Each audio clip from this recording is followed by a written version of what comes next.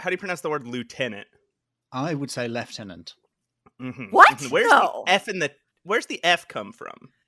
Well, that's for fun. That's an extra bonus F that British people are allowed to add into any word whenever we feel like it. That's going to be fun throughout the podcast as we talk about everything, and you just add F into the middle of. I'm not sure I'm going to stand behind the phrase bonus F, but we say it lieutenant. I love a bonus F, though. Bonus Fs are my favorite. Seems like we're at the intro music to me. But I have so many things to say about London. You mean Flundon?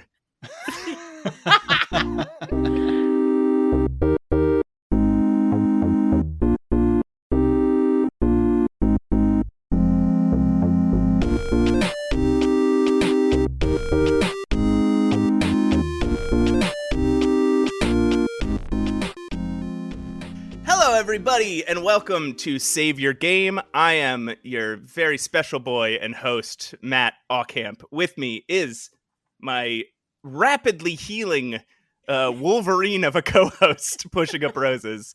How you doing, Roses? Hey, everyone. Pushing Up Roses here. I didn't take any painkillers today, so this episode's going to be interesting as I just squirm around. For those of you who don't know, wait, you do know, because I said it in the last podcast. Hey, you can't just assume they listened to the last podcast. That's true. People might be coming here for a very specific reason, which I will explain in 2 seconds. I had major surgery 6 days ago, and I'm already at the computer working and talking about video games, as you do. Unfortunately, I'm now recording with 2 comedians, so this will be tough. I have stitches. I have staples and stitches. This might be a little hard. Okay, so you've confirmed one thing in my notes. We do have a guest with us, and I do want to, I want to check my notes here because this can't be right. This what I have down here can't be right. So if our guest could confirm some of this stuff, I have here, our guest is an actor. Incorrect. No. Hi, no, I'm the guest. Okay, that's incorrect. Okay. I am sometimes described as an actor, but I don't know where they're getting that from. Okay, I have here that you are a writer. I have written, yes. I've written some books. Yes, I'm definitely a writer. Yeah, I have here that you're a video game developer. I have made a couple. Who hasn't? I've made a couple of small. They're adventure games, which is, they're super easy to make. Those don't count. It doesn't Those take don't any even, effort. everyone You can only does go those. left and right. You can't even go forwards or backwards into the room. It's flat. It's not really a game, really. I have here you're a children's book author? Yes. I've written 2.5 children's books at the moment. I'm working on the 4th of series. I have here, Rose has already said this, stand-up comedian. I am a stand-up comedian, definitely. I know I say that slightly defensively, but I am. I don't think, some people on the internet don't seem to believe it. I posted a video of stand-up to YouTube Shorts for the first time. And there's a lot of people who are like, take the laugh track off. And it's like, that's just a recording of the audience. Oh my God. Like, I get that you don't like it, and I respect that. But that is a recording of an audience. I think COVID maybe, millennials maybe, or Gen Z forgot the Gen that Z there don't was know that things there you are could... audience. They think they think I've hired a venue and stood on stage, said jokes to no one, and then the annoying thing is I could totally do that because it's easily within my skill set to completely fake it. But I haven't. I have here that you're a podcaster. I do have a podcast. It's called Lawmen. It's about folklore. I have here that you're... What? Wait, whoa, hold, stop. Why was I not invited to go on this podcast? I love folklore. What we've only had one game-related person on, Francisco Gonzalez, the creator of many good adventure games like Rosewater, the upcoming Rosewater, and Lamplight City. And if you remember homebrew adventure games from the early 2000s, the Ben Jordan series, I do. Yeah, do you remember the old Magic from those days, from 2004? That's like when games barely ran on my Yeah. computer. Yeah. I used to download games from the internet onto floppy disks at a library and bring them home because I didn't have the internet at home. Like people fetching grain or something from a silo. Oh, you copied that floppy.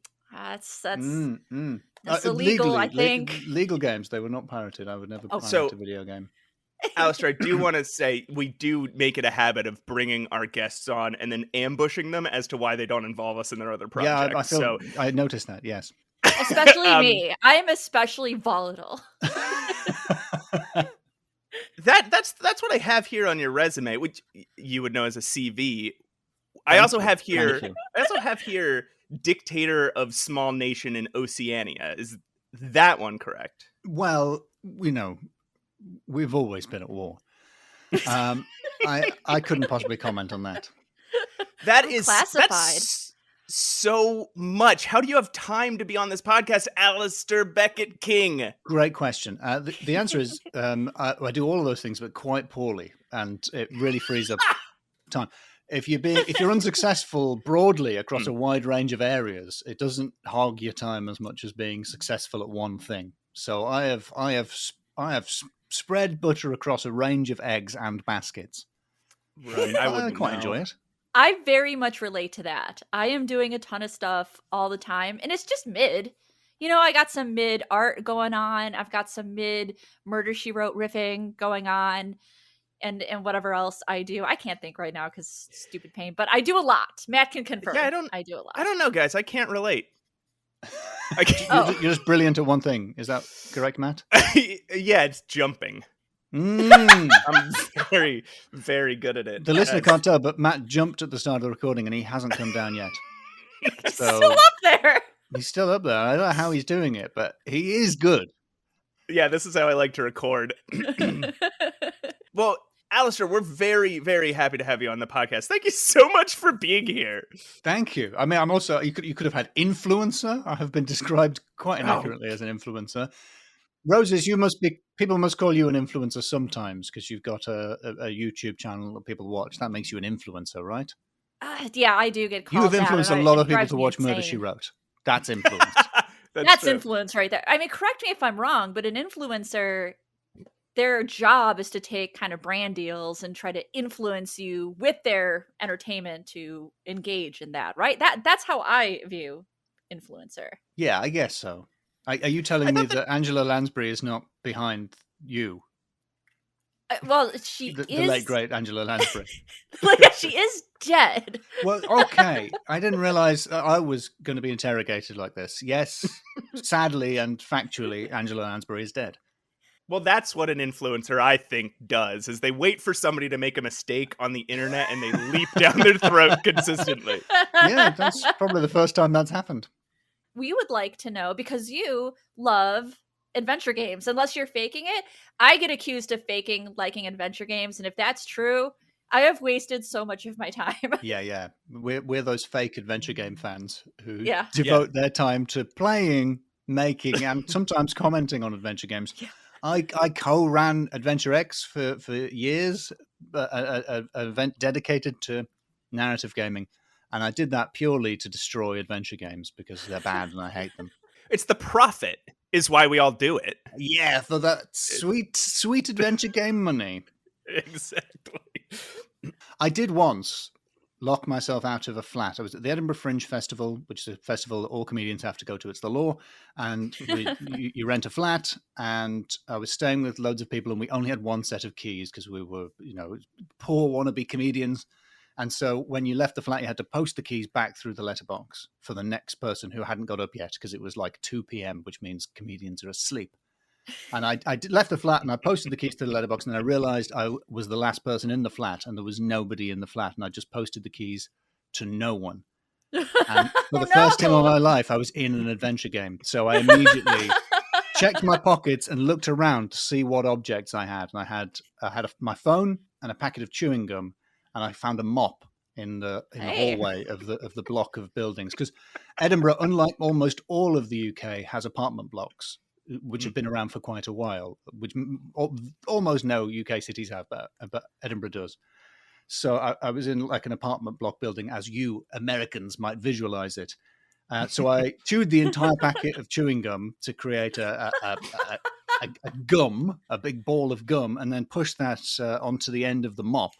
and then using my phone camera, as eyes in the room, I put my hand through the letterbox, holding the phone camera, and I used the mop with the gum on the end to essentially fish my keys back out of the flat. And it was the most exhilarating experience of my lifetime. You had gum. Gum is very important. Yeah, I had gum. Gum is very important. Mm-hmm. Gums and mops. Yeah, a lot of adventure game you need inventory. I was going to say a wrench. I was going to say spanner, but you call them wrenches. A hammer, a saw, but really I think a mop is a classic Roger Wilco adventure game inventory item. And this is an interesting, a rare adventure game kind of scenario where finding a loose crank of some sort on the ground would not have helped you. I'll just put this in my pockets and take it with me. It looks important. Eventually, I'll find some sort of flagpole or pulley system that needs this. Oh, a key. I'll just put this with the 7 other keys that I'm carrying that look slightly different than each other. God, I love, really the older adventure games where you end up having so many keys and you're like, okay, is this the rusted key? No. Is this the golden key? No. Is this the silver key? That's not the rusted key. No, it's never the rusted key. And if you use the wrong key in the Sierra games, you die instantly. You just die. Yeah, tetanus from the rusty key. Couldn't use it. Yeah. Alasdair, what have you been playing lately? Well, I've been replaying actually. Well, I'm playing Pentiment at the moment for the first time, and I was just replaying Disco Elysium. And if I'm honest, if this is a safe space, finishing it for the first time, because the first time I played Disco Elysium, I didn't finish it. I got lost off, even though it's great. And I'm getting a similar feeling from Pentiment. Like I bet, in a weird way, I'm enjoying it, and it's clearly brilliant. But I think maybe I would enjoy it more second time round because the fear of doing something wrong is so intense in both games. Listen, I have a confession. Yeah. I didn't play it. You didn't play Disco Elysium? No. I'm sorry. I am a fake gamer girl. It's true. I'm not the first person to notice, but it is actually good. It deserves a lot of the praise that it has received. That suggests that I don't think it deserves all the praise it's received. Sure. It deserves 90% of the praise it's received. That's pretty good percentage. That one guy left that Steam review. He was being a little much, but everyone else everyone else, their praise is correct. Those are both games very heavy in reading. And I absolutely sympathize, Alasdair, with what, like, the fear of missing something in Pentiment is so heavy that I probably spent an extra 5 hours in that game just walking to every room in every time. Like, every time the time would advance, I would go that slow walking animation to every single screen because you don't know what's going to be where. I know. And the game, which I think is, again, really, really good, the game doesn't really tell you. First of all, it doesn't tell you that you're not going to have enough time to exhaustively investigate all of the threads in the spoilers first of the crimes you're investigating. Goodness, yeah. It doesn't say, oh, by the way, if you just do this systematically, you're going to run out of time. And it doesn't tell you that, oh yeah, there are things that you can explore and find that if you just keep moving time forward without pausing, you're going to miss stuff. And I know the game is designed in that way, and in a design move that is ironic in relation to the title of this podcast, there's no save game. Specifically, no! I assume because they know that people would be save scumming the whole time. So the developers are trying to force me to play it properly and just live with my choices. And I am, but I'm not happy about it. Oh no, I love save slots though. I need them. I want them. I want, as Matt and I have discussed before, there's no reason to not have infinity time or save slots. Right? It's really annoying if you're trying to do screen capturing of bits in games. Yes. Not to have save slots. What you're saying, Alasdair, it does force you to play the game a specific type of way and like let go of that sort of completionist thing. Yes, absolutely. Which is something we were actually talking about this last episode, this idea of like, rather than having the perfect game, we should learn in these scenarios, and these are two games where this is especially true, letting yourself experience a story as it unfolds for you, right? Rather than being like, okay, let me reload and see what would have happened if I gone left. Yeah. Okay, let me reload and see what happened if I went right. Like, just live with your choices. The problem, I think, is those games are both so long that if you want to see what happens if you have lunch with the other guy, you got to do 20 hours of this. There's a real tension, I think, that exists, because what is most interesting to happen in a story is often not what a player would want to do. Because as players, we want to do things right the whole time. And when you if you sit down and watch a film noir, you don't want the protagonist to always make the right, sensible choice. You want the protagonist to make loads of really bad choices, because that will be interesting for a film noir. And it's annoying in games to get railroaded into making a bad choice, or to be given a fake choice that leads to somewhere interesting. And I think Pentiment has found a sort of good, and Disco Elysium, they've found a good balance where when bad things happen, you sort of go, yeah, I deserved that. Or, yeah, that was inevitable. But it's a really hard balance to strike, I think. You make a really good point. That's that sort of problem you see in fan fiction, right? All the time is people want to see their favorite characters do a bunch of cool stuff, but there's nothing interesting about a story where somebody just succeeds and succeeds and succeeds. Yes. Well, you've got the first series of the next generation of Star Trek. I think that's what people call it, the next generation of Star Trek. That's pretty much what everyone says. Where they're essentially like a sort of a Christian youth group in space. Everyone's pretty much trying their best and is mostly 90% perfect most of the time. And, they get a fair amount of drama out of that. But a little bit more complexity creates richer stories. Mm-hmm. It reminds me also of... yeah. I'm also reminded of... I'm just turning my head to look at Sherlock Holmes Consulting Detective, which is a tabletop game, but also a DOS game. Yep. Terrific. And it has a similar tension to these games, in as much as you want to, as Sherlock, you're not Sherlock Holmes, but you want to, as someone following the footsteps of Sherlock Holmes, eliminate the impossible and be left with the correct answer. But the game disincentivizes doing that, because every wrong move you make, every lead you follow that doesn't go anywhere good, you get penalized for. So it's a terrific game, very well written, but the mechanic is at odds with part of what I think is the fun of being a detective, which is sort of exhaustively and doggedly tracking down leads and getting all the information together and doing that in a sort of a slow, meticulous way. Alasdair, have you played the Dagger of Amon RA? Yeah, I think the first Laura Bow game is miraculous by comparison with other Sierra games, because broadly speaking, I think they're not very good. Just leaving a pause there for the listener to gasp and shout and spit and throw things at the wall. Sorry, they're not good. Gabriel Knight's great. Space Quest, quite funny. King's Quest, well, they were several games. They're artifacts. Definitely they were. Say what you will, they are games. They do exist. I feel like I'm being attacked. I feel very attacked right now. I quite like the perils of Rosangela, or whatever she's called. Rosella? Rosella? Don't know. Rosangela's. I don't think Rosangela is a name at all. Rosangela, no, it's a city in California. Oh, okay. Well, I was going to ask, because in Dagger of Amon RA, there is a mechanic where all you're doing is eavesdropping. And at this point, it is a talkie game. And a lot of people found that exhausting. Just like, keep in mind, you are playing a detective character. You might be a reporter, but you're kind of murder she-wroting it up. You are the detective of this game. And eavesdropping is an important thing, and it'll go on forever. You can interrogate every single character. There's a whole chapter dedicated to it. And I kind of like it. Like, I think that's great for like mystery games. I want to exhaust those. I do as well. I think I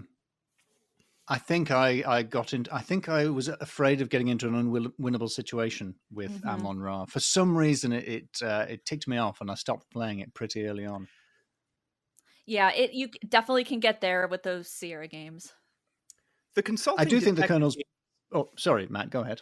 Oh no, I was just going to say the consulting detective games do have a fun way of getting to, like, again, this is something we talked about last episode, this aha moment that I think all adventure games are striving for, which is that the game ends in a multiple choice with the judge, and you have to actually have deduced what was going on. But yeah, you're right. There is that score where if you have followed too many leads and seen too many interviews, at the end it'll like call you a bad detective or something. Yeah. What?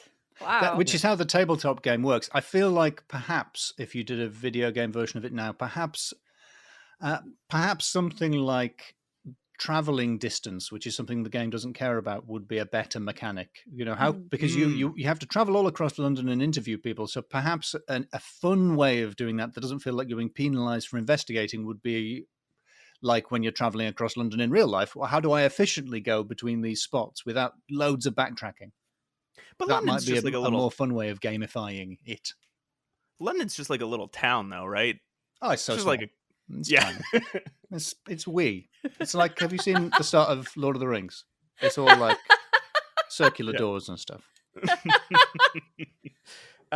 Roses, what have you been playing? So upon your recommendation, Matt, I started a short hike. Oh, yes. That's good for recuperating. Yes, it is. Absolutely. Yes, it is. I haven't finished it yet because I think I get into my head with doing all of the things. I've just been trained that way since I grew up on Sierra games. I have to exhaust every single option. I can't miss a thing. Even though this is a modern game, you don't have to talk to every character. As far as I know, you don't have to, but I like it. And I like that I'm playing a little bird. And I like all of it. I like the graphics. I like the little, I guess they're adventure game puzzles. They seem smaller to me. They seem simpler, I guess. It's more of a feeling, I think, a short hike is. You know what I mean? It's a good game. It's got puzzles. It's got like a mechanic like we talked about last episode where you're collecting things to give you special abilities so you can run faster, climb better. But I think I would describe it more as like it's a game meant to be felt and like vibed with. The side quests, they feel more like little RPG, maybe sort of Zelda kind of level of side stories. You know, the puzzle-wise, they seem quite small, but it is more about perhaps the sort of the hub world of Psychonauts kind of thing. That's what it reminds me of. That's a very good analogy. Yeah, I think, Roses, when you don't have to complete all the side quests, but they're all so pleasant in a short hike that I don't think you're ever wasting your time trying to be a completionist in that game. Like there's nothing where you're just grinding and grind, except for maybe the game with the stick and the ball. But there's very little in that game where you're just like grinding and feeling like, fine, I checked off a list. Everything in that game to me felt fun and adorable and hilarious. I do want to mention one thing about, and we're going to talk about that since we have Alasdair on with us, the comedy of the game.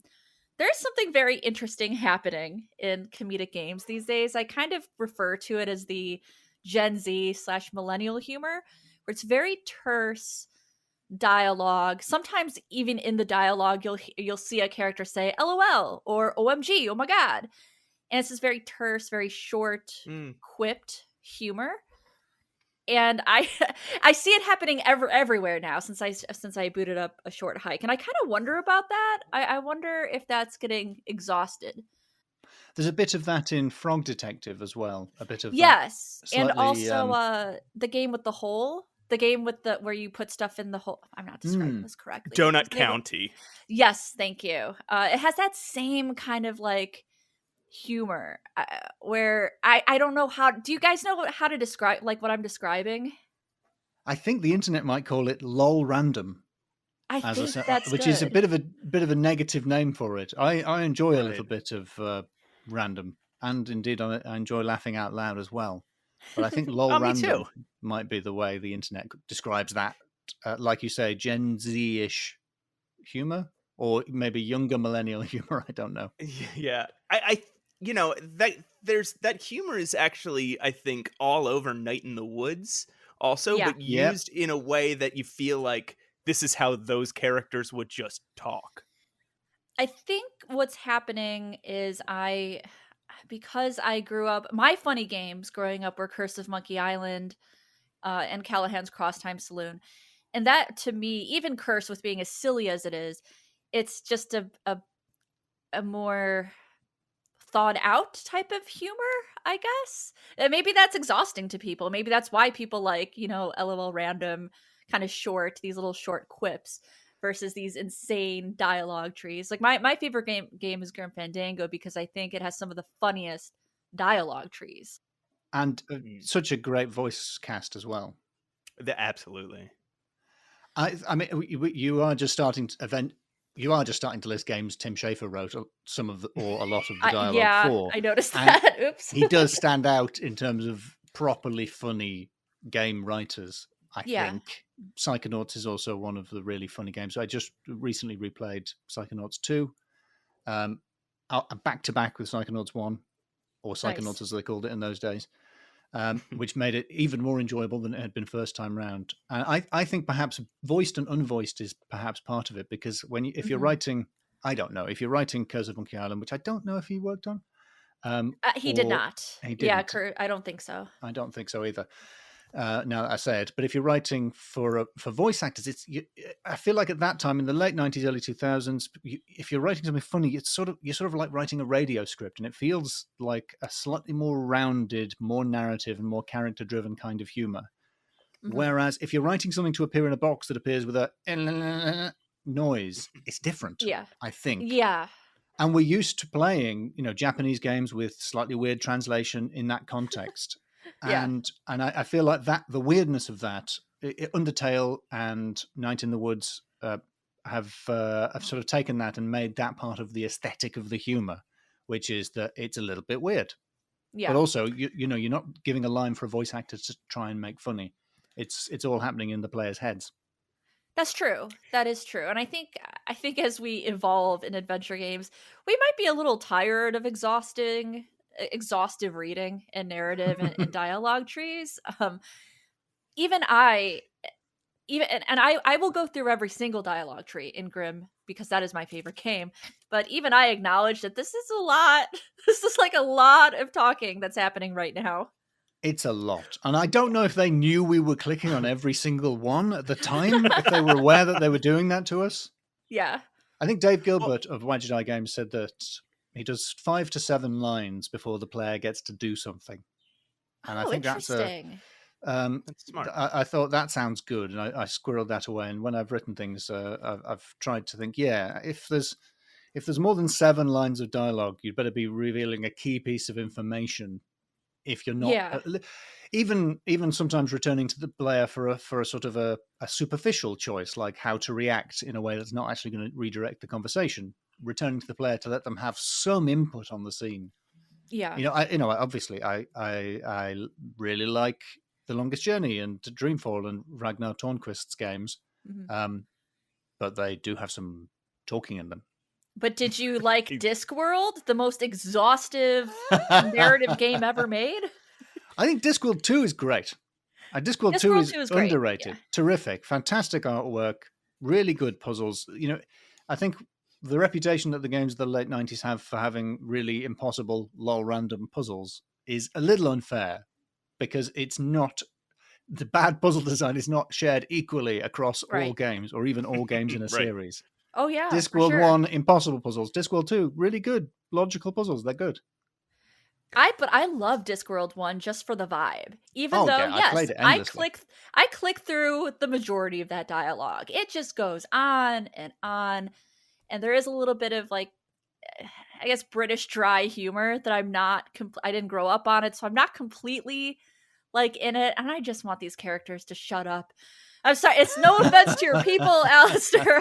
I just need these characters to shut up. No, if I ever hear Eric Idle say the sentence, that doesn't work, I will not be held responsible for my actions. So I've been playing recently. I've started The Adventures of the Black Hawk, right? It's this recent release. It is it's very early LucasArts throwback, right? I think is it a Zorro kind of story? I think I might have seen screenshots.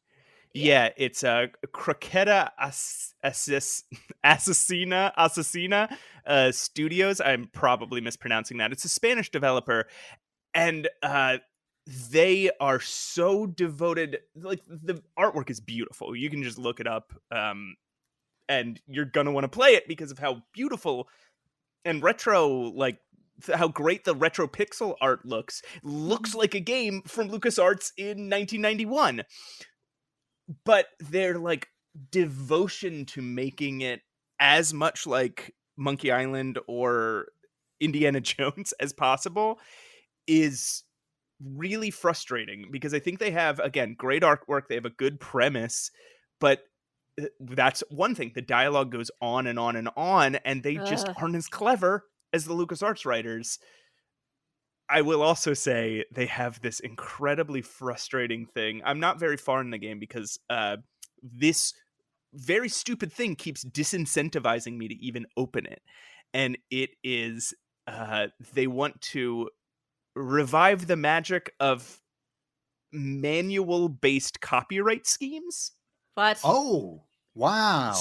So you have to open the game. No. And then it tells you to input a word from a page of the manual. Now, the manual is a PDF that sits in the Steam folder on your on your hard drive. So you have to go back. So you have to Alt-Tab out, go back to Steam, go to like search files or whatever that button is that takes you to the directory, open the PDF of the manual, scroll to the right page, then Alt-Tab back and enter the thing. And if you enter the wrong word, you have like a minute-long cutscene to sit through before the game just closes. What? No! And that's not stopping any piracy at all. That is pure cruelty. That can be the cracked version. Because you could easily copy a PDF. That's yeah. They're just doing that for fun. It is, but not your fun, for their fun. When you look at the Steam reviews and all the discussions, that's all anyone's talking about, and the developers are just in the comments being like, "No, it's good." No, it's good. You know what? Guys. I respect that. I think gamers have had it too easy for too long. They're too entitled. Most of them are bad people. They need to learn to be put in their place by developers. I respect that. They have my support. So, as Rose has alluded to, we want to talk about, in this episode, about comedy in adventure games, which we've already kind of started. But first, we want to talk to Alasdair about his love of adventure games and his career. So why don't we throw up some interstitial music, Roses? Oh, some Swanky Maximino? This is my favorite part of the day. That's my favorite game. Stop. Swanky Maximino is my favorite Apogee game from the 90s.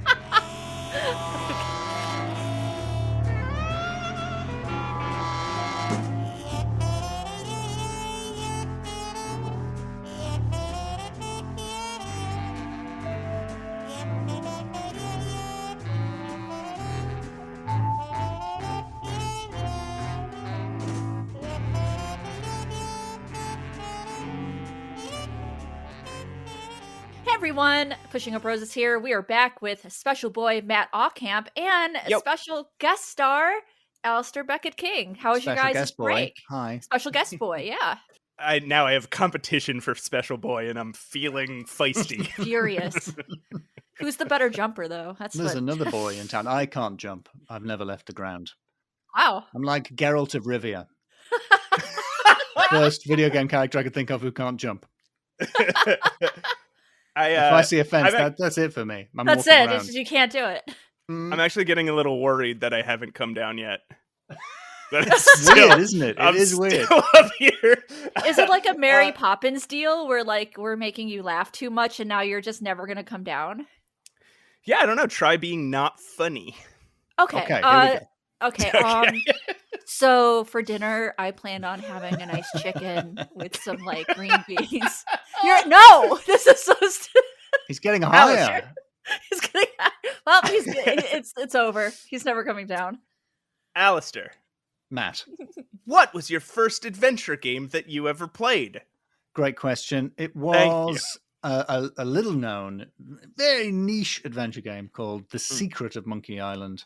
And my friends had it on their Amiga, and I didn't even play it from the start. They were halfway through. I went round to their house and joined them in playing The Secret of Monkey Island. So that would have been it. I went right in on the best one, and it's been downhill ever since. Hey, that's not true. I think the later Monkey Island game, I think Curse is very good, and Monkey Island 2 Curse is great. excellent. Yeah, for sure. I also started with Curse of Monkey. Did my voice just change? I don't think so. Completely. I think it might be altitude. Something. Is there less oxygen where you are? Something just happened to my earbuds, and now suddenly I sound like I'm shouting in my own ear, I guess. Is it okay? Are you gonna? Yeah, I'll be fine. You sound normal. Yeah, you sound normal to us. Yeah, okay, you always sound like this to us, but now you're hearing it. Oh God! Oh man, I'm so sorry. Life is a lie. No, I also started with Secret of Monkey Island, and how? So you played it with friends. Did you find yourself like getting through it, or was it just a weird world that you threw yourself against over and over? No, I absolutely. I don't think I completed an adventure game until this century. I don't think I beat a game, as they say, in the 90s. Certainly not until we got the internet and I was able to search for walkthroughs. I don't think I ever successfully. No, I was stuck on the goat in Broken Sword until I think I asked somebody to Alta Vista it for me. So I love adventure games, but I was quite bad at them in those days. So I actually didn't pick up a LucasArts game until, at least not a game like on my own that I was going to play, because I also played Secret of Monkey Island with friends. Like, they happened to have it. The first LucasArts game I played was Curse of Monkey Island, because I found it at a Babbage's. And I found it because I was buying the Quest for Glory collection, so I still couldn't get away from Sierra stuff. And then later I found Grim Fandango, and that was like that's my jam. It's my whole. I just love that game so much. Well, Alasdair, how did you end up still interested in the genre all this time later? Like, did you have the very common break and return, or did you just stick with it? I feel like I need to defend myself slightly, not against you, but against potential listeners. So I've worked on a few point and click games. I made a pirate themed humorous adventure game, and that's something that nobody should do. It's a terrible idea. So when I'm spouting off about what I think makes a good or a bad game, you can quite reasonably look at what my decisions game-wise and go, well, you seem like someone who doesn't know anything about what is a good idea game-wise, and that would be fair. I also wrote with Marcus Baumer of Backwoods Entertainment, Unforeseen Incidents, which is a mystery point-and-click game, and because that wasn't my story, I feel like I can enjoy that one and feel more proud of it in a weird way, because it wasn't my game. I just tried to write good jokes for it. I want to say two things. Sorry, I know there's a question that you're working up to answering, but two things. First of all, the two games that you developed, the Nelly Kutalot games, are very, very good. And if listeners... Thank you. The other thing I should say is they are quite good. That's good. The weird thing. Yeah. The problem is that they're better than you would expect. But that's because you would expect them to be quite bad. Why do you think and people... they're not. Whoa. Why do you think people expect them to be bad? Well, I think there's a sort of divide. There's a small group of adventure game fans who really want things to be like how they used to be. And those people, we obviously I hate and despise and look down upon them, but I'm really grateful for them buying my games. Thanks, fellas. Please keep buying them. Yeah. But they are a smaller group, and I think I've forgotten what I was saying because I insulted adventure game fans. You realize what a terrible decision that was. Hard news, real quick. We insult adventure game fans all the time, do. even with just our presence. But the other thing I want to say, just because I feel like I want it on the record in case he listens to it, Unforeseen Incidents is the only point-and-click adventure game that my son played before I did. Oh wow. It is difficult to get him into adventure games because, he is young and full of life. But he doesn't like staring at the same picture as a man stands in the same position, looking at a variety of objects. He did They're in his house as if he's never seen them before. Yeah, he's just describing to himself what he sees. Just describing his own possessions. What's not to like about that? That's a normal game experience. He weirdly, he just picked it out of all the games that I had on Steam, and I think this was sometime, I think early last year, maybe 2 years ago, so he would have been 16 or 17, and I think it just came downstairs and he was just playing Unforeseen Incidents. I was like, I haven't gotten around to that one yet. And it was a very proud father moment. Oh dear. Oh, that's lovely. Me. That's sweet. Yeah. I think there's another small lesson in that, because I've read because that feels like it's a game that I worked on, but it feels like it belongs to Marcus. I can read reviews of it without feeling as sensitive. And one thing I notice is that if you like the protagonist and if you find him funny, which I hope you do, because I wrote a lot of the funny things he says, or the supposedly funny things he says, then you probably like the game. Even if you don't like everything about the game, you might be, I didn't like this puzzle, or I wasn't happy about the ending. But overall, people who like the protagonist and find him funny and warm and charming enjoy the game. And people who don't like the protagonist, which is a much smaller group, I'm pleased to say, don't like the game. And I think that that sort of identification with the protagonist in an adventure game, especially a funny protagonist who's maybe a bit sarcastic, we worked really hard on that game to just not make him I don't know if I can swear on your podcast. You can. Yeah, absolutely you can. To not make him a dickhead, if that's acceptable to say. I think that's really interesting about comedic adventure games, because I feel I'm trying to think of Curse of Monkey Island and Grimm, and the first thing I think about when I think about those games are like, oh, those are so funny. I play those games to feel good and to laugh at the characters and enjoy the time and the journey spent. And I very much think less about what the puzzlers are like or what I'm doing or puzzles that even stood out to me. I would even argue that Grimm had some clunkers of puzzles. Yes, it did. Yes. Yeah, for sure. I feel like I could live without any kind of beaver-related activity in the woods. I feel like I don't need that. Did they die, though? What are the beavers? Who are the beavers? Why are the beavers in this game? I'm against the beavers. Guys, I've legitimately blocked out the beaver section of Grim Fandango from my memory. I think the designers did that, and then they somehow just still made it. Just like blacked out or something during that. And they're like, there's a whole beaver section for like in the classic film noir movie where there's a weird beaver section. And they're on fire, guys. They're on fire. On fire. Like in Build My Gallows High, where Robert Mitchum spends ages aiming something at a beaver. It's interesting because I don't think of... So, Unforeseen Incidents is a very funny game, and maybe we should describe it for the listeners who haven't played it. I would say. Yeah, it's not a comedy game, but it is funny. It's a funny game. I hope it's a funny game. That was one of the first things I said. The game already existed before I started working on it. They were developing it, and Marcus and the team are German. They were writing it in German and English, so we wrote it together in German and English. So it was neither written in German nor written in English. It was written in both languages, sort of simultaneously, and with a lot of back and forth between. He speaks very good English. I speak no German, so he did a lot more of the work on that than I did.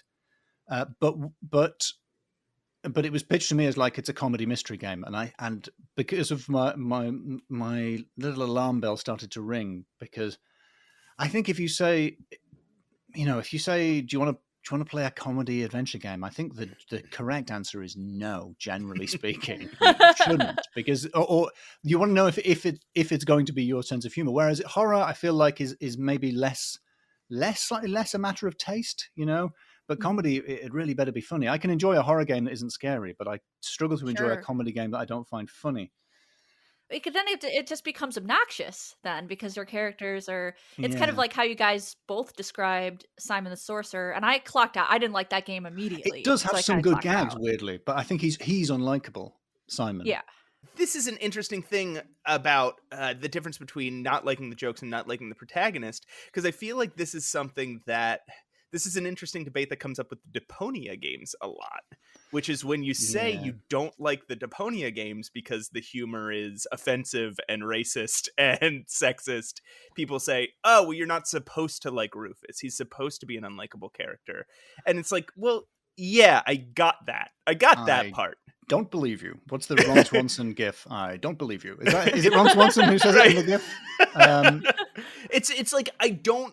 I don't like Rufus as a protagonist, but also the game is making jokes that I find sexist and racist and distasteful and offensive. Well, I haven't played them, but that won't stop me having an opinion about them, which is that very good. Yes. I don't want to prejudge. There's clearly some terrific artwork in them, and there may be some good puzzle design, but if there is, I haven't heard about it. Yes, and there definitely are some jokes that I think are unfunny and really bad, in a moral way, as well as being unfunny. But I also think we're being a bit dishonest. It's a similar thing with stand-up comedy where you sort of go, you're not supposed to admire comedians. They're supposed to be bad guys doing terrible things to subordinate women who work on the show. And it's like, I don't know if that is what they're meant to be, but it is what they are. And I think the claim that when you're enjoying a stand-up comedian, you don't actually like them. You're just appraising the jokes as they arrive, like a jeweler, and going, "Yes, funny. I will laugh now." I don't think you are. Yeah. I think you admire the comedian. If we're being honest, when a comedian is out there saying the unsayable, saying something terribly offensive, we enjoy that. I'm not saying that's always a bad thing. It's a good thing. Comedy is transgressive in lots of ways, and that can be liberating. But we should be honest about the fact that you admire a comedian when you are a fan of that comedian, and you admire the character they embody on stage. And when you play an adventure game and you go around being a dick to people, the game is inviting you to enjoy that. And if you don't enjoy that, then it's not fun. And I think like playing Return to Monkey Island, right? They really address that in a heavy way. There's a weird parallel that I see to Return to Monkey Island that I'm going to bring up is Uncharted 4. I know that's a action adventure game. I brought it up weirdly on a lot of episodes, but are you obsessed with this game, Matt? But such an Uncharted fan. Both games deal with this idea of the protagonist is not quite who he thinks he is, and this complex sort of storytelling where it's like, this person is not a good person. You have to make them do bad things, and it hurts people. And I think that's a really hard needle to thread.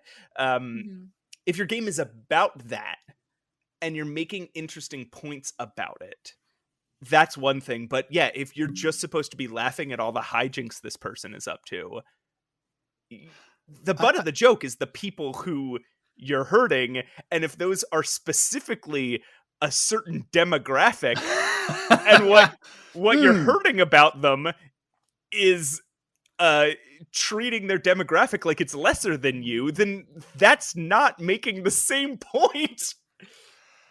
I agree. For the record, I'm just saying that in case that becomes a clip.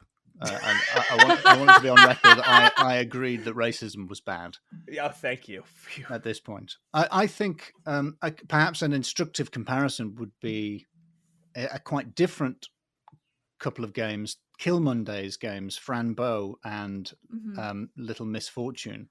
I loved Fran Bow. I loved that game. I was so stoked when that came out. I played it multiple times. Love that game.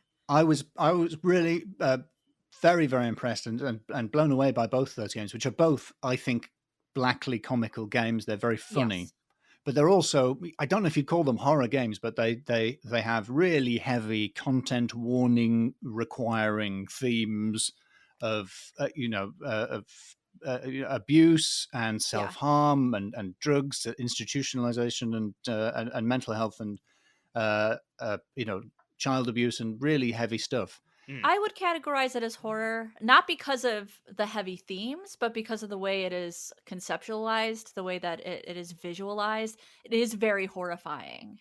Yes. And you get that feeling of, like, there are some people who don't categorize Kubrick's Shining as horror, and I very much disagree with that. I think horror is a vibe and a visual as much as it is just simply being frightened at something. Yeah, I'm you don't have for to be frightened expanding categories as much as possible without them losing meaning. Yeah, I can't be done with getting into arguments about whether something is technically an adventure game. Man, it hasn't got an inventory, so it's not an adventure game. No, it is. And I think Little Misfortune is, even though it's very linear and doesn't really have any puzzles. But I've just rewatched the entirety of Twin Peaks, including the missing pieces, deleted scenes from Fire Walk with Me, and I think there's a comparison between the two of them, because I saw someone who didn't really like Little Misfortune because they found the humor, the silly, sometimes puerile humor counterposed with, is that the word? Juxtaposed, butting up against in one way or another, really heavy stuff. And that made them feel uncomfortable, and which is a legitimate opinion. But what I would say is, the game did that on purpose. That sense of discomfort you were experiencing is the intended effect that the game is having on you. Sometimes you're laughing and sometimes you're horrified, and sometimes you're in an uncomfortable hinterland, drifting between the two, and you're not sure how seriously you're supposed to take things. And I think Twin Peaks has a similar thing, because it's got very absurd humor at times. It's very, very silly in places. And it's also got, extreme violence and really dark stuff. And what I also think they have in common is the themes of sort of really grim, malevolent evil, and a dark world where people do terrible things to each other, and are really grimy. But both the Kill Monday games and Twin Peaks, they also believe in, quite open-heartedly, they believe in goodness and kindness and the power of, the transcendent and liberating power of love in a really naive and honest way. And it's what makes them so lovable, I think. Is it just me, or did we go from talking about racism and sexism in video games to heavy themes? Matt, this is your fault. We may have dipped into the heavy theme section of the podcast. Yeah, we went from trying to interview Alasdair to talking about how video games are full of heavy psychological torture. Your stand-up comedy it doesn't venture into these sorts of themes at all, but is ethics and morality something you think about when you're crafting jokes? Like you have to make sure your ethics, your morality is coming through. In a way, a joke is a little bit like a machine, or a puzzle or a trap. They have sort of a mechanical shape to them. Like, they're not easy to make, at least not for me. But like, one-liners, wordplay, puns, jokes, really funny collisions between ideas. There's a slightly mechanical element to it sometimes, where that if you put two things together, you're going to get a reaction. And so that means that probably everyone has thought of a joke that would be inappropriate in one situation or another. And sometimes it being inappropriate is what makes it funny. But we edit those out of the podcast. Yeah, exactly. But like, if you're capable of, if you can think of jokes, if you're capable of writing a joke, you're capable of writing an offensive joke. Sometimes an offensive joke that you don't, something that doesn't reflect your values will come into your mind. Right. And if you don't say it, then that's self-censorship, and you should go to prison for being against free speech. Oh, no. Is not my opinion. Twist. I was being sarcastic. And that's like fine. I think maybe we get a little bit too concerned about what people think inside their heads. I think we should be more concerned with people's actions, although speech is a type of action. So it's really, really hard to think of funny things. And that's the primary concern, I think, of most comedians. I think we're being a little bit cheeky as stand-up comedians when we get too involved in the free speech culture war side of things, because on the one hand, we want to say, hey, it's just jokes. I'm just having a laugh. It's all jokes. I don't mean anything. Don't take offense. It was just a joke.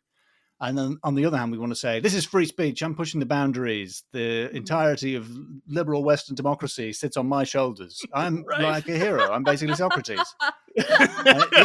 It's got to be one or the other. It can't be I am the only person speaking truth to power, the last bugler on the tower, and also it's just a joke. I don't really mean any of it. You can't take offense. But Alasdair, the jesters are like they're like the ones who used to be able to speak truth to the king. Oh my God. Only the fool told Lair that he was mad. But if we remember, he does die. That character did die about halfway through. So maybe there's a lesson in that. Just maybe keep a lid on it. Yeah, so I want to revisit a question that I don't think we ever got to the end of, because we got so wildly off track. How did you keep to adventure games throughout your life? Like, how did you go from playing Monkey Island on an Amiga as a kid with your friends to like still involved in the medium today? I loved it. I was one of the people who got very upset when 3D graphics came in and ruined my life because you can't, for a while, between like the year 2000 and 2008, you couldn't make a good looking 3D adventure game because adventure games were too subtle, too character driven, too dialogue driven. And every attempt to make an adventure game was some variety of a disaster. Not everyone, but many of them were horrible. Mm-hmm. And I felt like games had moved away from what I wanted. I didn't realize that I could have been playing Morrowind, which I played many years later, and realized that, all of the things I like about adventure games are in this game. And it does all of the storytelling and world building brilliantly, and it's funny as well in places.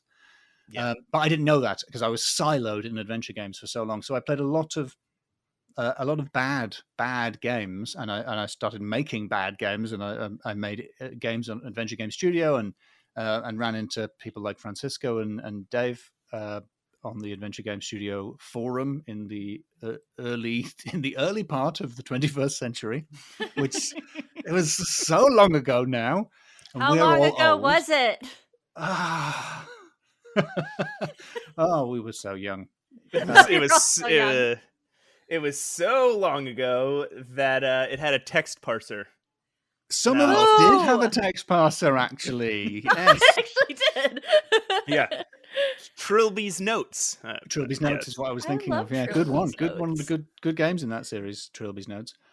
So you were one of the Big Blue Cup forum people. I was one of the true believers. I never lost faith. I knew adventure games would come back, and they will one day. I'm like those people in the cult who still think that the spaceship is coming. It's going to happen. We were just wrong about it the last few times.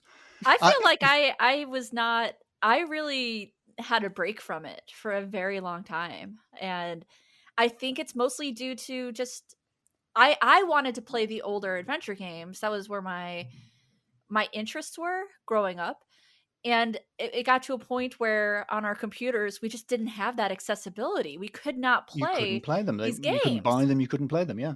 So I really think that things like GOG and even Steam now are such a good proponent for and people Scum VM, playing. which and is Scum, a big part of that. Yeah, fantastic. And Adventure Game Studio. Just to give context to the listeners, there are some people who listen to this podcast who aren't deeply ensconced in the adventure game world. What? Take your headphones out. Throw your phone away. This isn't for you. AGS was this. It was basically a video game engine that was very. I don't want to say easy, but it was. It is easy. It was simple enough that You're not wrong. It is. If you want to make an adventure game today, the easiest way to do it is to download Adventure Game Studio and start making a game. Because I've tried in other things. It's easier in Adventure Game Studio. It's only designed for making classic 2D point-and-click adventure games, and it makes it much easier than any other way of doing it. Mm-hmm. Right, you don't need to know coding at all. Like, coding helps, but you don't need to know coding at all. You can just input your assets, you can write your dialogue, and there are like visual design elements that help you do it without you having to do any of the coding. And this is in the early 2000s where most of the adventure game community was. While adventure games were languishing, as Alasdair said, in very, very bad 3D and very contrived puzzle design. The Slough of Despond. I have a theory. Can I share my... absolutely. Whenever I talk to people about adventure games, I share this theory. So I don't know if it's true, but there's a big, very visible switch from my point of view around the turn of the century where adventure games got substantially worse. Whereas looking back on it, what I think happened is America and Britain stopped making them and Europe continued making them. Now, I'm not having a go at Europe, but what it means is from my point of view, I went from playing games that were written with English as their first language to playing games that were translated into English from Spanish, French, and German. And occasionally Italian, and the quality of those translations was not good. And I, as a cis het white Western Anglophone, arrogant colonial mindset guy, was not prepared to accept dodgy translations because I'd never had to. Right. And so playing the Tunguska games, where the games don't distinguish between the concept of being closed and being locked, which are so important in the English language and in adventure games, but in German are the same word. It's just infuriating to have her refuse to go into a door because it's closed. It's like, I can see that it's closed. All of the Frogware Sherlock Holmes games have that. It's closed. Yeah, open it. We'll open it. I do. Look, they're based in the Ukraine. I avoid criticizing them because they're having a hard time. I hate those games so much, but good luck to the guys. Look, they look beautiful. Those games have they've done some great work. Yeah. If you've ever been to London, the way the trains work in Sherlock Holmes Crimes and Punishments is the most hilarious thing. If you've ever spent any time in England, the way it thinks the train stations in Britain connect and the accents that go with Leeds is very funny. It's very wrong. I think one of the reasons that that games have reputations for wacky puzzles in the 90s is that we forget the good puzzles and we remember the bad puzzles. We remember the Gabriel Knight 3 mustache disguise puzzle, which makes no sense, and we remember the monkey wrench puzzle in Secret Monkey Island, and that one I think is particularly pernicious because they're called monkey wrenches in America. Right. We speak English. We don't even call them monkey wrenches here. We call them spanners. Right. And in the rest of Europe, obviously, the pun doesn't translate. And I think, I don't know, I'm not suggesting that I can make a comment about the psyche of Spain, France, Germany, and other European countries that have developed adventure games. But I think a lot of people grew up playing that game and thought, oh, okay, so the way adventure games work is you do a completely random thing and it moves the game forwards. Yeah. You use the monkey with this thing and it opens. Okay.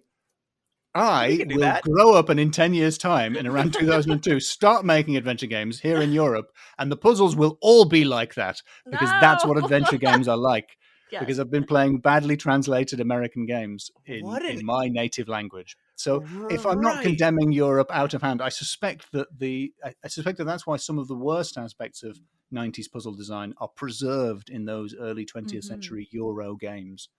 The people that loved them enough to then grow up and make them were people who liked things that made absolutely no sense. Yes. That's such a good theory. I saw the best minds of my generation destroyed by a monkey wrench. Honestly, there's truth to that, because as I've kind of talked about in other episodes, I grew up on nonsensical things, and now I don't know what to do with a game like Myst. I'm just fucking lost. Like, what are these logical puzzles, and how do I approach them? I grew up on nonsense, and that's all I know. And yeah, I need that. My model for how the Sierra games work, specifically I'm sorry, I've forgotten the pioneering developer who created King's Quest. I've forgotten her name. Sierra. Sorry, the woman, Roberta Williams. Oh, Roberta Williams. And yes. Roberta Williams. I think I can't find it, but I think she has described the games as being like a puzzle box, and I think she said that, and I didn't. I'm not just putting words in her mouth.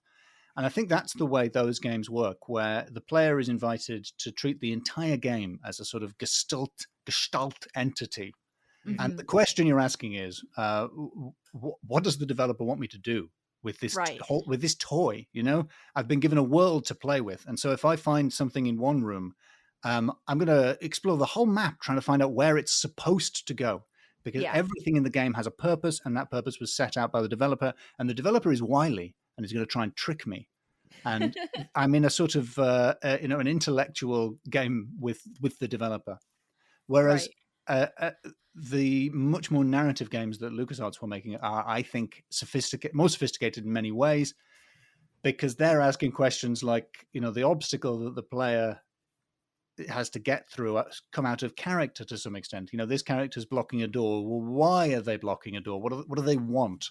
What character related reason could there be for them to create these obstacles, and how can that be resolved by doing something that's maybe, I don't know, related to some kind of narrative or something? They're much more in that direction, and I think that is the type of game design that has now jumped to the mainstream, and every open world RPG has plot beats that work like that. And the Sierra style, which has its charms, has quite rightly died. Yeah, right. Yeah, is gone and dead. I think a thing we forget a lot is that so much of retro adventure games was by necessity, right? I don't think that everybody making adventure games specifically was like, I am an adventure game maker. They were just games in those days. Right. They just wanted to make games, and they wanted to make games that were reflective of the things they wanted to see. And those started being delivered in new ways as the technology grew. And so if Roberta and Ken Williams started making video games in 2000 rather than in 1980 something, right? They might not have been making point and click games at all. Yeah. Of course. Yeah. I think that does make games like Colonel's Bequest and Trinity, the Infocom text adventure, really remarkable, because they prefigure a lot of what indie games are like. The first Laura Bow game it's basically a roguelike game. Like, if you could do that game now and significantly improve on how long it takes to get to the ending, because you then have to start again immediately because it's impossible to do it in one go. Right. But I just played Homebody, which is a short, kind of funny, kind of creepy survival horror in a sort of time loop, which is I guess the descendant of the Colonel's Bequest in a weird way. Mm-hmm. Right. I love the Colonel's Bequest. I think it is innovative. I love the mechanic. And like we've talked about Colonel's Bequest on previous episodes because it's one of my favorites. You've had Julia Minamata on previously. Yes. For Crimson Diamond. Yeah. And we gushed about it a little bit. And it's one of those games where you can beat it even if you beat it poorly. Like, even if you've done nothing at all, you still get an ending, and that's I kind of dug it. It really, really stands out. It has aged remarkably well. Yeah. Really love that game. I did want to ask you guys about what do you think are some of your favorite, like, the funniest games you've played? Because I do want to talk about, like, what makes certain video games funny. Like, where does the comedy that is so almost unique to the adventure game genre, like, what? Well, I know my answer immediately. Okay. And it's Grim Fandango. That's the and it's not always, the thing with Grim is it's not always a funny game. It is a noir. Right. It has its own themes, and it's a murder mystery. But I would say that those are the funniest dialogue trees I've ever done. There is a scene where Manny is talking to Carla, the security guard, but they're not really talking. She's talking. and you get to go in your dialogue tree and just kind of respond with these just very mundane, very bland responses. I just think it's so funny. It is just so funny. And in second place is Curse of Monkey Island. I think Guybrush Threepwood is very, very funny. It's that wholesome humor. I really go for very silly, very wholesome humor, almost kind of Wayne's World-y. In Wayne's World, they have their more adult jokes, but when you get down to it, it's kind of wholesome. It's kind of goofy and silly, and that's kind of what I go for. So that to me, I don't know if either of those are considered comedy games. I would consider Curse a comedy game because I think it's a comedy parody. I think that is a comedy game. I think Grimm is just funny. I think it just has funny dialogue trees. I think one of the things you said there is a crucial thing, which is that it is hard to write a joke for every line of dialogue, and it's hard to write a joke for every item you might encounter in an adventure game. And those games don't try to do that. They're not always trying to be funny. Sometimes they're trying to create atmosphere or build character or tell you story, or give the player information they might need. But when there's an opportunity for a joke, they take it. And I think that's more enjoyable, I think, than games which are trying ever so hard. And maybe I've been the person responsible for this on some games, but games where there are 19 puns per inventory interaction. Right. It can be exhausting for the game constantly to be looking out at you and breaking the fourth wall to say, that was a gag. Right.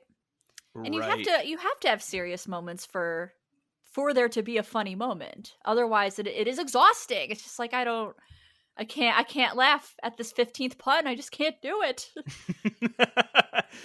Don't make me laugh at this.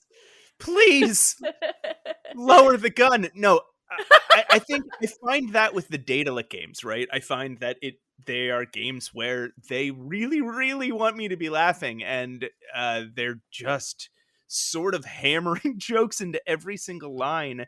Right. And maybe it's a translation thing, but they're jokes that largely don't land for me. However, I'll say that something like the Joe Richardson games. Yes, I was going to say Joe's games in terms of good examples of properly funny games. Right. He crams jokes into every inch and every inch of the screen, every line of dialogue, every moment. And somehow, oddly, they are all funny. Like, this guy cannot write. That's probably not true. There's probably a couple clunkers in there, but it's just I was gonna say he cannot write a bad joke, but it's close to true, close enough to true that he should be complimented by this rather than insulted. I'm gonna shut up. Yeah, it must be so easy for Joe, considering he can't write a bad joke. He's one of the laziest developers I can think of. Write a bad Only joke. Writing good jokes. Write a bad joke, Joe. I suppose it does come down to taste, doesn't it? Because the reason I don't find his jokes tiresome is that I think they're funny, and the reason I find them tiresome in other games is that I don't. And I'm sure some people would not find my jokes funny and have exactly the same opinion. I think those are great examples. The last few things and Four Last Things and Four Last Things. I want Procession to to get the names Cavalry. Right. Procession to Cavalry. They're also religious. I couldn't remember the names. Portal, I think, is a very funny game. Portal's really, very really. funny, Portal and Portal 2 are very, very funny. Absolutely. I've already mentioned earlier, if it hasn't been edited out, Psychonauts 1 and 2, both very, very funny games, I think, while also... The Tim Schafer games, man, he has a way of doing dialogue that just cracks me up. And that's not even to say, I mean, we're using the terms like jokes and saying, yeah, we're putting jokes. I would say, obviously, these games are not just joke after joke. They're just funny. They're just, even Curse of Monkey Island, the dialogue, even though it's not jokes, it's just funny. Guybrush sounds funny, The funniest part of the first Psychonauts for me, playing it for the first time, there's a couple of bits that you can't quote them. They're not jokes out of context, but you know, the being interrogated in the milkman level after you have punched the cookie scout girl, the guys who've been interrogating you all the way through add into their interrogation, "Why did you punch that girl?" Which is out of context, not very funny. But when you're playing it for the first time, the fact the game has responded to the bad thing that you've done that you shouldn't have done, that you had no reason to do, the game's made a note of that. and is now adding that to the reasons you're suspicious is very funny. And when you're in Lungfishopolis, when you're a giant Godzilla-like creature smashing up the city, the barks from people in the city, you occasionally hear them shouting, "Oh no, he's going for the orphanage," whichever way you're going. They'll say he's going for the orphanage, which is funny. And as you smash it, they say, "I think that was the puppy orphanage." And the fact that you can't avoid doing these bad things, but the game is telling you off for them is very funny. Yeah, I think games like Matt was saying, like how do you pronounce Daedalic? Daedalic is how I pronounce it, but I think I might say Daedalic. No, I don't say man, Daedalic. That's ridiculous. Oh no, that's absurd. I can't. I think it's like I think it's like Daedalus. This is why they went out of business, because nobody knew how to pronounce their name. Yeah. But like when they try to cram jokes, I think writers get lost in their head with trying to execute a joke versus having a humorous piece of dialogue that is simply just funny. I think Curse does that a lot. There's a section in Curse where I'm trying to join a pirates barbershop quartet, and he tries to do this by singing a bunch of songs, and at the end I always laugh at it. At the end, the pirate's like, "I think I'm having a stroke because your singing was so bad." And that's not funny on its own, but the way it's delivered and the silliness of it, and like, what am I even doing? Why am I wasting my time? There is a song joke in Curse of Monkey Island that's like just utterly destroyed me as a child, and it's everything Guybrush says, like he's trying to get his crew to get to work on the ship, and they're just like singing shanty, and everything he says, they turn it into a verse in their song, and by creating a rhyme with it. And the way that you stop them is you mention the word orange, and they can't think of a rhyme for orange. I think the line is, "We're sure to avoid scurvy if we all eat an orange." An orange? And then they go door hinge, and they just kind of kick around, and they're like, I guess it's over. Let's get to work. It's like, that was so hilarious to me. My partner and I will still say, "Can I call you Bob?" "You may call me Murray." Which, why? I guess he's calling him Bob. I guess it's a pun, but to us it was just a surreal opening gambit. "Can I call you Bob?" Just guessing the skull's name. I guess he's because he's bobbing up and down on water at that moment. Yeah, I think that is a two-pronged. I think it is a pun about him bobbing up and down in the water, and also a reference to the skeleton named Bob from the first game. Brilliant. I've played Curse of Monkey Island so many obsessively of ridiculous times that I've sat and thought about all these. Now, there's a thing in video games have the ability to do. Like it's sort of like in TV shows, right? You can delineate between a sitcom, right, where it's just a people acting out a scenario, but the scenario might be funny, right? Mm-hmm.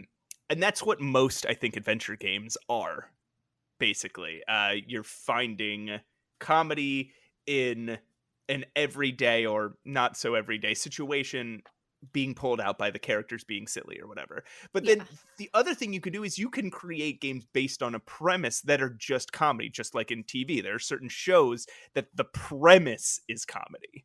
And video games, I think, don't take advantage of this idea enough, right? That the act of playing the game in and of itself can be funny.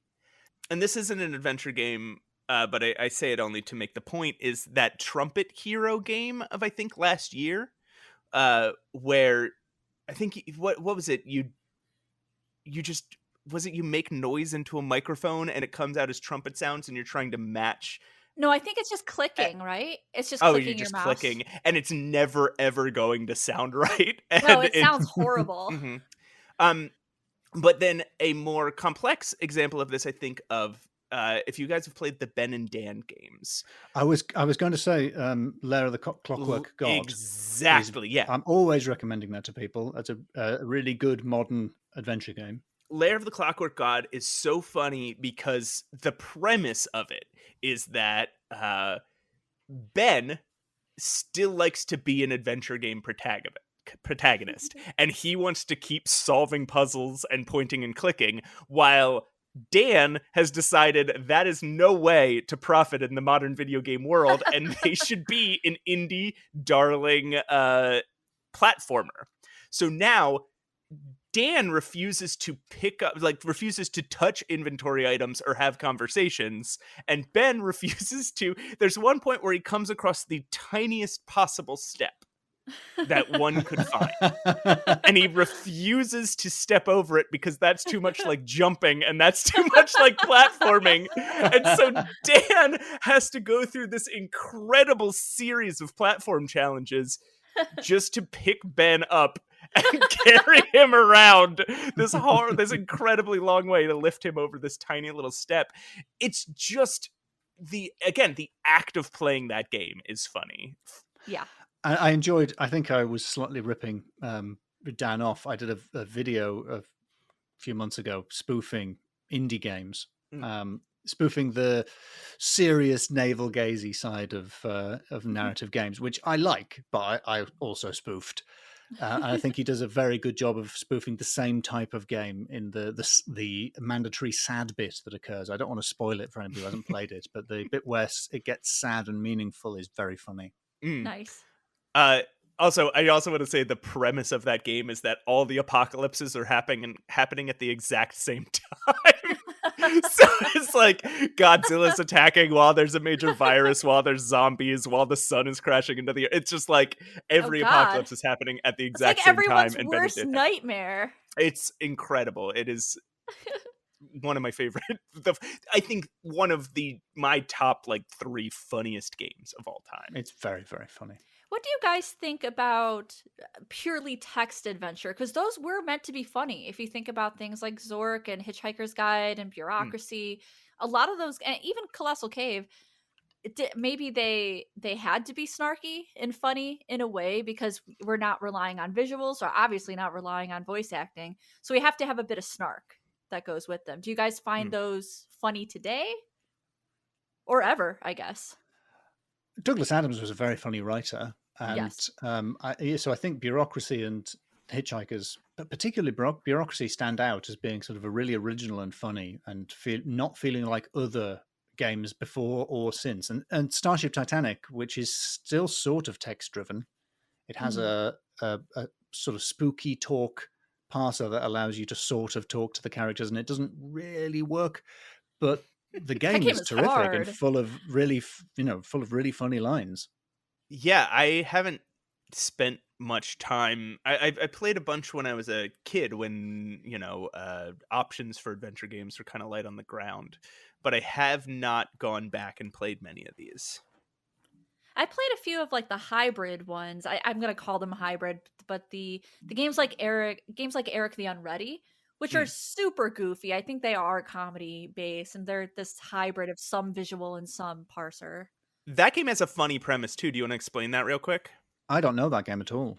Oh God, well, you gotta go play it. Okay. I don't even remember the premise. Like you're playing this. It's like medieval times. You're playing this knight, maybe, and you have to save a damsel. Yeah. I think you're like a Conan. You're like a Conan sort of character, but you're not very good. Thus, the name Eric the Unready. Yeah. You are not ready to become the hero that you suddenly have to be. Yeah. This is also a game that I've not played. I just know the premise. I did play it, and I would put it up there as a pretty decent non-Sierra, non-LucasArts game. That's pretty funny. It does have unwinnables, but some of the puzzles are pretty fair.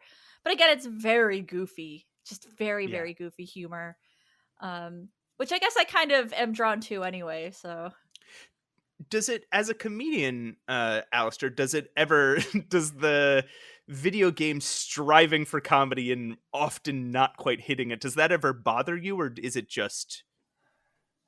Well, I feel like I'm not in a position to judge, because if you comedy is very hit and miss. and very down to taste. But also, when you're writing jokes, if you're a comedian, you write a whole load of new jokes and then you go and try them out, and some of them maybe get laughs if you're lucky, and a lot of them don't. And so you've got to be a bit sympathetic, I think, to a joke that doesn't land, because that's how you get to the jokes that do land. And I do think especially with indie games and with lots of games, I sort of have a feeling that with some games, there's not much of an intermediary between the person who wrote that joke and you. It feels like maybe that joke hasn't passed through that many hands, which is lovely sometimes, especially if there isn't voice acting, which is lovely because sometimes it feels like this is a joke just for me. How could anybody else get that reference? That's so niche. I love that. And sometimes it's like, well, fair enough, that one didn't really work. But to be fair, you didn't get anyone to even proofread this game. I kind of go by it's a little indie game. I go by the MST3K kind of riffing style type of comedy, at least for my videos, where it's like, someone's going to get this reference, and if not, here's 50 gazillion other references that someone will get. I do think that, not wanting to contradict you, but I think one of the tricky things, one of the reasons I think humor in adventure games in particular becomes tiresome, is that an easy way to get a gag is to break the scene, which is fine if you're watching, if you're Mystery Science Theater, you're allowed to make fourth wall breaking jokes. And of course you're allowed to write fourth wall breaking jokes.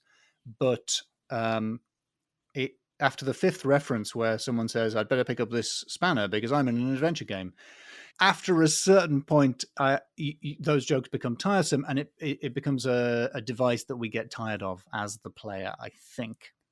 You rely too much on it. I was just thinking. So one of my favorite. Bear with me. This is going to make sense. One of my favorite shows of all times is The Monkees. I love them. I love the Monkees music. Totally obsessed. Totally knew you were going to say this. This absolutely makes sense in the premise of this conversation. I was like, oh yeah, she's going to talk about the Monkees. Well, it was kind of innovative comedy at the time. I believe you. There is a bit. Are you thinking there's a bit where they're stuck in a situation and they can't get out of it? And one of the Monkees goes to have a word with the writers of the show and walks off the set and just says, we're stuck. We can't get out of this situation. Is that what you were thinking of? It is, yeah. They were known for breaking the fourth wall, but I think they did it better. I don't think they overused it terribly. And I think maybe it's kind of they were a manufactured band, so it was kind of a gag. Like they're a real band and the songs are good, but also we know they're not a real band, so that we're in on the joke already. Yeah. And I can't even think of like many. I mean, I guess if I tried, I could pull up some, but I can't think of many things before the Monkees that was doing a lot of improv, because a lot of those things were improv, and also breaking the fourth wall in that way. There were other shows, like, I don't know if you know what the show is, Alasdair, but we had a show called Dobie Gillis, or the Many Romances of Dobie Gillis, and he would break the fourth wall by talking to the camera in like the introduction, but then everything else is serious. Or something like what's it called, Saved by the Bell, where Zach will be like, time out, and he'll break the fourth wall. But I will say the timeout thing, this is an interesting, I find it interesting. We all remember Zach Morris saying time out and looking at the camera all the time. I think he only did it in one episode one time. Wow. No, that can't be. Nope, that can't be. I don't believe it. I don't believe it. I don't believe it. I think in the UK, there's probably The Goon Show and Monty Python are probably the obvious examples of comedy shows that sort of deconstructed the medium they were working in some way. And Python were particularly known for that. And I think it doesn't work as well. Frequency doesn't work as well in adventure games, because at least in a show like The Monkees, you're getting some narrative, you're getting actual jokes. If it's over and over again in an interactive video game, I feel like I've lost control. Like, I feel like I'm just being barraged by pun after pun, and I just not a fan. Are there any games in particular? And don't be afraid to name them. Hold on. Name them. 1 second. Yeah. I'm sorry to interrupt you, but I have to step back and say I did the Googling. I did the Googling on myself, and Yeah, he times out a whole lot. I don't know where I heard this. I do not know where I heard this weird factoid, but it was probably just some Redditor who wanted to be like, who wanted to be me in this conversation 5 minutes ago. Like, actually. This is the worst kind of misinformation. How dare you today? It's misinformation that sticks in somebody's head as a nice well actually, and then comes out in the exact same way. Oh my god, I'm sweating. And you just actually your female co-host. Not great, that's Matt. Really bad. Oh it's boy, pretty bad. I am not a great look, Matt. Dripping sweat over here. Hold on, time out, everybody. Time out. Did you know that Captain Picard never actually says engage? Is that true? No, I don't know if you're joking. No, he says it loads. I thought it would be obvious. Okay, I'm sweating now. This is really bad. Well, what the heck was I talking about before Matt? I'm so sorry. I'm so sorry. Redeem himself. You were going to bring something up, but we don't know what it was because you hadn't got to the key word where we would know what you were going to say. I was going to ask you guys, are there games you can think of, and don't be afraid to name names, we always punch up here, that are too pun heavy that you felt like this is rough, like I really can't like handle this? If we're going to go there, I don't think Ron Gilbert's going to listen this far into the podcast. I really hate Thimbleweed Park. I would never normally say that. I've got too many followers on Twitter to say opinions that are negative about indie games. I was delighted by Return to Monkey Island, and part of that delight was that I was anticipating not liking it because of how much I didn't like Thimbleweed Park. Okay. I didn't find any single part of it funny. I played about 2/3 of the game, and I don't think it's funny at all. I don't find Ransom the Clown funny.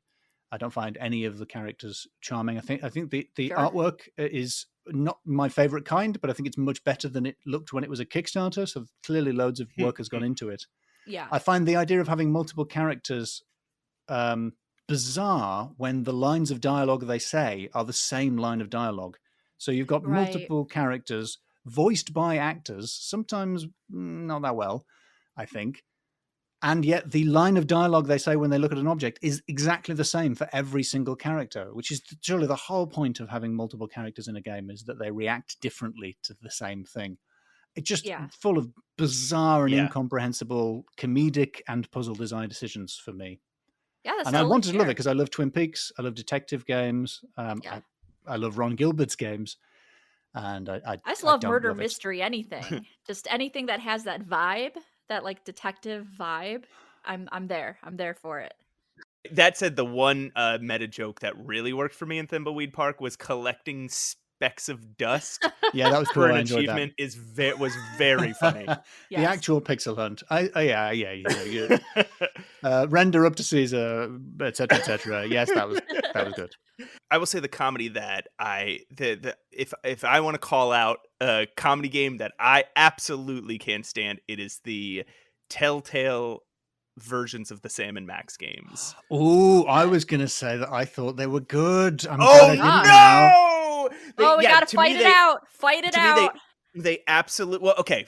Granted, I only played season 1. So season 1... Well, I was about to say, if you haven't actually read all of Jordan Peterson's books, you can't criticize him. And similarly, if you haven't played... They really hit their stride. Okay. They get a lot better. The third season, which is The Devil's Playhouse, is quite standalone. And it's really the best in terms of writing and puzzle design. And it's much more coherent across the season than the first series is. And it looks an awful lot better. Yeah, the graphics, the style of it feel much more like... I have to say, I think the original Sam & Max game is very funny, but it is not the most satisfying puzzle-wise. You sort of go, oh, it was something to do with big feet? Oh, it's the end of the game. All right. Is that the end? Yeah, the first season of... So I really enjoy the original Sam & Max. I can see your point here, but it's one of those games I can play in an afternoon and just sit down and go from beginning to end. But season 1 was just so... It was... I'd use the word formulaic. Every single episode of season 1 of Sam and Max was the exact same adventure, just with different different sprites, different 3D models pasted over the ones from the previous episode. Sometimes not different. Sometimes the same ones. Right. But I'm glad to hear it gets better. Maybe I will skip season 2. It really does. Yeah. Because I around that time, people were like, you simply can't make adventure games with 3D graphics. And I really think they did. They, obviously, they did eventually work out how to do it. And while we're talking about Telltale, Strong Bad's cool game for attractive people. I love SBCG that 4AP. Really funny. Very, very good. I mean, you probably need to be a Homestar Runner fan. The moment may have passed, but I love them. I love that we are of the generation and of the age that we grew up with like Homestar Runner, and we were able to like go to the weekly emails and like and see them as they came out. I'm a huge fan. So, and I typically do not like the Telltale games. I haven't played the Sam and Max Telltale game. I haven't played any games. I am a fake gamer girl. Yeah, fake gamer girl. Gamergate. No, let's not go there.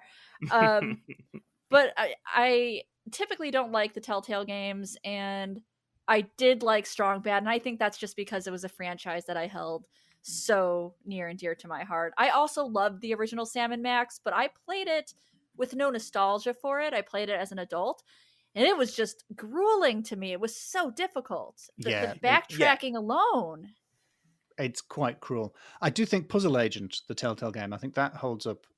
Well, I haven't played it recently, so I don't know. That's because it's the Professor Layton style. There's no question of the puzzles being integrated into the story, but the funny, weird, very Twin Peaksy plot line and the Grickle artwork is really charming to me. What do you think it is about adventure games and Twin Peaks? Why do you think the two seem so inseparable?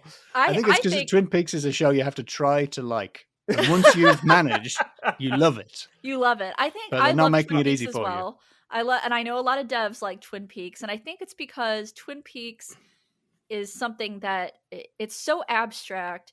It's something that you feel, as opposed to a storyline that makes sense. And maybe that resonates with a lot of creators and a lot of, developers, that creative, imaginative mindset. Yeah, if you're like me, you go into Twin Peaks wanting to understand everything and to work it out and to try and piece together all the clues. And there are people out there on Reddit still today trying to do that. I think the show is telling you, as it goes on, the show is telling you that you don't need to do that. Just like at the start Lynch of Fire Walk With Me, it doesn't have a lot of do that. David Lynch has blatantly said, yep. we're not gonna, you don't need to do that. Don't try and work it out. Just watch the goddamn. That's how he talks. Watch the movie. At the start of Fire Walk With Me, there's a lady that does a weird dance with a blue rose, and then the FBI character explains what all of that means and explains what each element of it meant. Mm-hmm. And they're all things you could never possibly guess. And it feels like it's probably the only joke in that film. Right. But the joke is kind of on you for trying to work it out. Like, you can't, because you can't work it out. It's not about trying to work it out. It's about coming into contact with something incomprehensible.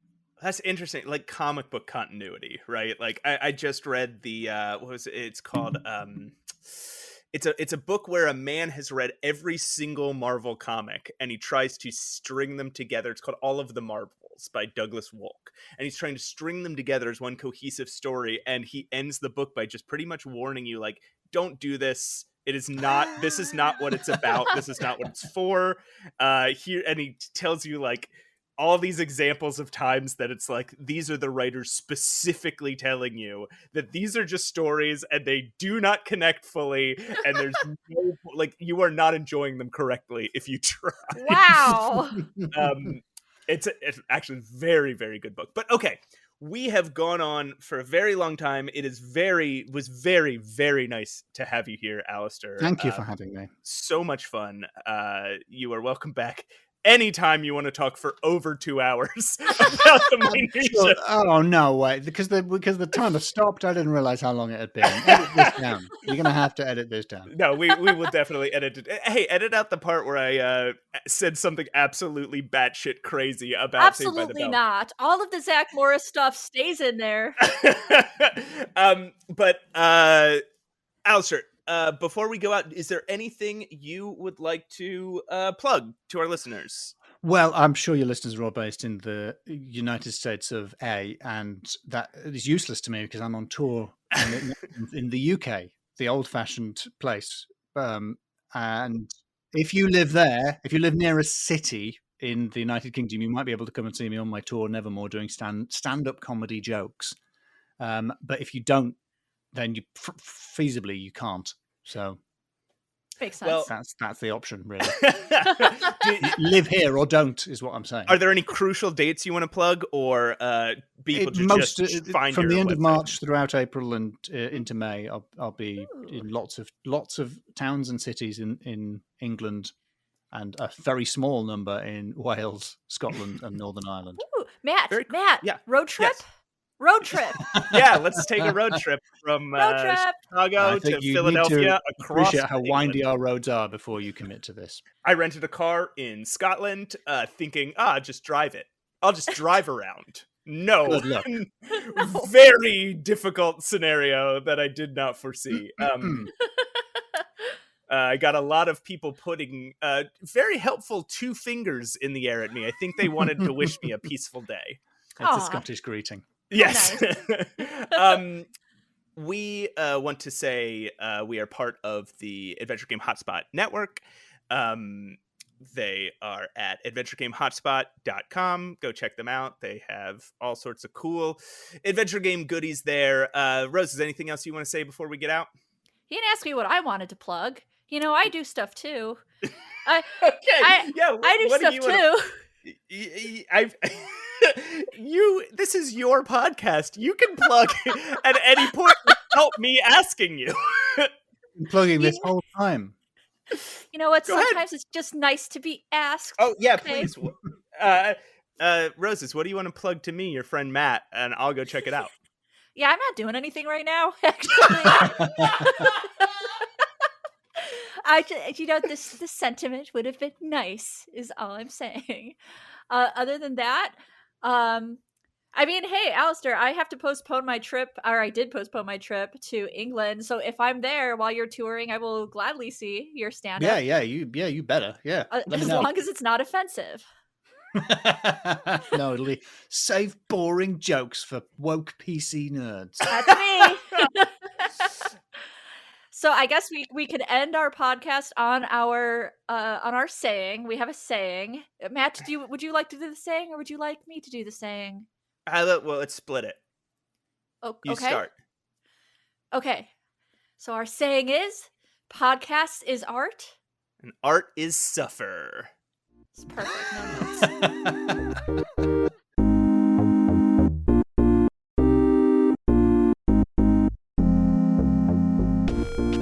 Yeah, we're not known for our quality of coffee, I think. I noticed that. No offense, but I was like, I would really love a coffee right now. But I did use the kettle for hot chocolate, and I was like very impressed at how quick the water boiled. I'm like, Thank oh my you. God, it's I don't know. ready. I mean, I've never been so patronized in my life. I don't know why I'm accepting the compliment on behalf of kettles.